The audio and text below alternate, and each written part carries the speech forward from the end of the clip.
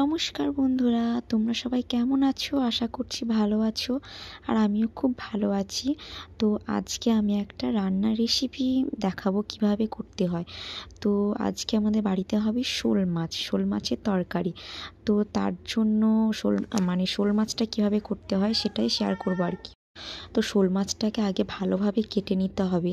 কেটে নেওয়ার পর শোল মাছটাকে ভালোভাবে আঁশগুলো ছাড়িয়ে নিতে হবে, যাতে একটাও আঁশ গায়ে না লেগে থাকে। আঁশগুলো ছাড়ানো হয়ে গেলে মাছটাকে ভালোভাবে ধুয়ে নিতে হবে। যেহেতু মাছটা খুব স্যাঁতসেঁতে হয়, যেন গায়ে স্যাঁতসেঁতে ভাবটা না থাকে সেটা দেখতে হবে এবং ভালোভাবে ধুয়ে নিতে হবে। তো আমাদের যেহেতু ফুলকপি, আলু আর বড়ি দিয়ে শোল মাছটা হবে, সেহেতু আমরা ফুলকপি কেটে নিয়েছি ও আলু কেটে নিয়েছি। তোমরা শুধু আলু দিয়েও করতে পারো। তো তারপর ফুলকপিটা ভালোভাবে ধুয়ে নিতে হবে ও আলুটাও ভালোভাবে ধুয়ে নিতে হবে। হ্যাঁ, আর একটা কথা বলে দিই, শোল মাছটা আমার শাশুড়ি মাই কেটেছেন, আর মাছের গায়ের আঁশটা আমি ছাড়িয়েছি। মা আমাকে শিখিয়ে দিয়েছিল কিভাবে ছাড়াতে হবে, সেভাবে আমি ছাড়িয়েছি। তো রান্নাটাও আমার শাশুড়ি মাই করেছেন আর কি। তো তারপর আলু আর ফুলকপিটা ভালোভাবে ধোয়া হয়ে গেলে এখানে বড়িটা ভালোভাবে ভেজে নিতে হবে। খুব লাল লাল করা হবে না, হালকা ভেজে নিতে হবে। খুব বেশি লাল হয়ে গেলে বড়ি সিদ্ধ হতে চায় না। তো তারপর আলুগুলো ভেজে নিতে হবে। হ্যাঁ, আরেকটা কথা বলি, তোমরা বড়ি দিয়ে না খেতেও পারো। আমাদের বড়ি দিয়ে শোল মাছের ঝোল খেতে খুব ভালো লাগে, সেই জন্য আমরা বড়িটা ব্যবহার করছি আর কি। তো তারপর আলুটা ভালোভাবে ভাজা হয়ে গেলে, ফুলকপিটাও ভাজা হয়ে গেছে। তো ভাজা হয়ে গেলে মাছটাতে ভালোভাবে হলুদ ও যে যেরকম লবণ খাও আর কি, সেই পরিমাণ লবণ দিয়ে ভালোভাবে মাখিয়ে নিতে হবে। এরপর মাখানো হয়ে গেলে তেলের মধ্যে মাছগুলো দিয়ে দিতে হবে। আর মাছগুলো এপিট ওপিট করে ভেজে, খুব বেশি লাল লাল করে ভাজতে হয় না, বেশ একটু মোটামুটির ওপরে মাছগুলো ভেজে তুলে নিতে হবে। তুলে নেওয়ার পর এখানে দেওয়া আছে আদা, রসুন আর গোটা জিরে।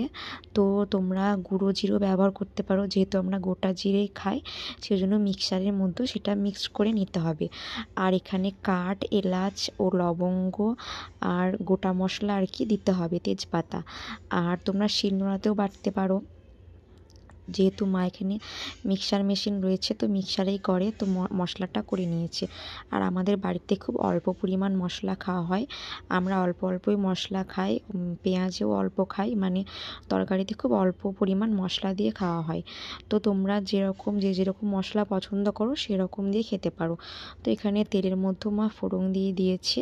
ফোড়ন দেওয়ার পর এখানে অল্প পরিমাণ কিছুটা পেঁয়াজ নিয়ে পেঁয়াজটাকে ভেজে নিতে হবে।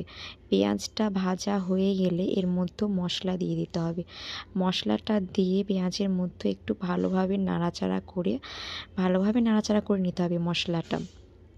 এবং ভালোভাবে নাড়াচাড়া করার পর মশলাটার মধ্যে টমেটো দিয়ে দিতে হবে। তোমরা যদি কেউ টমেটো পছন্দ না করো, না দিতেও পারো। যেহেতু টমেটো দিলে একটু তরকারির স্বাদটা খুব ভালো হয়, সেই জন্য টমেটো দিয়ে দিলাম। এবং তার মধ্যে লঙ্কা গুঁড়ো, হলুদ গুঁড়ো এবং তার মধ্যে লবণ দিয়ে দিতে হবে। তারপরে গোটা মশলা, কাঠ, তেজপাতা, এলাচ এগুলো দিয়ে ভালোভাবে নাড়াচাড়া করতে হবে। এবং ভালোভাবে নাড়াচাড়া করার পর ভালোভাবে এটাকে নাড়িয়ে নিয়ে আলু, ফুলকপি এবং বড়িটা এই মশলার মধ্যে দিয়ে দিতে হবে এবং ভালোভাবে কষতে হবে। যেহেতু বড়িটা তরকারিতে জল দেওয়ার পর ঝোলের সময় দিলেও হয়, কিন্তু যেহেতু আমাদের ঘরের বড়িটা সিদ্ধ হতে খুব টাইম লাগে, ওই জন্য আমরা কষানোর সময় দিয়ে দিয়েছি। তারপরে এই মশলাটাকে ভালোভাবে কষানো হয়ে গেলে তরকারিতে জল দিয়ে দিতে হবে।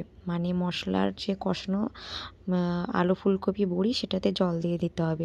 এবং জল দিয়ে দেওয়ার পরে তরকারিটা হাফ হয়ে যাওয়ার পর, আলু ফুলকপিটা হাফ সেদ্ধ হওয়ার পরে মাছগুলো দিতে হবে। যেহেতু আমাদের বাড়িতে 4 জন মানুষ, সেই জন্য আমরা 4টে মাছ দিয়ে দিয়েছি, আর বাকি মাছগুলো রেখে দিয়েছি ভাজা করে। এরপর মাছগুলোকে এপিট ওপিট করে উল্টে দিতে হবে, যাতে মাছগুলোর মধ্যে মশলা এবং তরকারির যে ঝোলটা রয়েছে সেটা ঢুকতে পারে এবং খেতে স্বাদ হয়।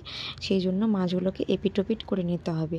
এবার এপিট ওপিট করার পর মাছগুলো এপিট ওপিট করার পর এপিট ওপিট হয়ে গেলে দেখতে হবে যে আমাদের আলু ফুলকপি ও বড়িগুলো একটু সাইড দিয়ে কেটে দেখতে হবে সিদ্ধ হয়ে গেছে নাকি। সিদ্ধ হয়ে গেলে নামিয়ে দিতে হবে। তৈরি হয়ে গেল শোল মাছের ঝোল আলু ফুলকপি দিয়ে বড়ি দিয়ে। আমার ভিডিও ভালো লাগলে অবশ্যই লাইক কমেন্ট শেয়ার করে দিও, ফলো করে দিও। টাটা।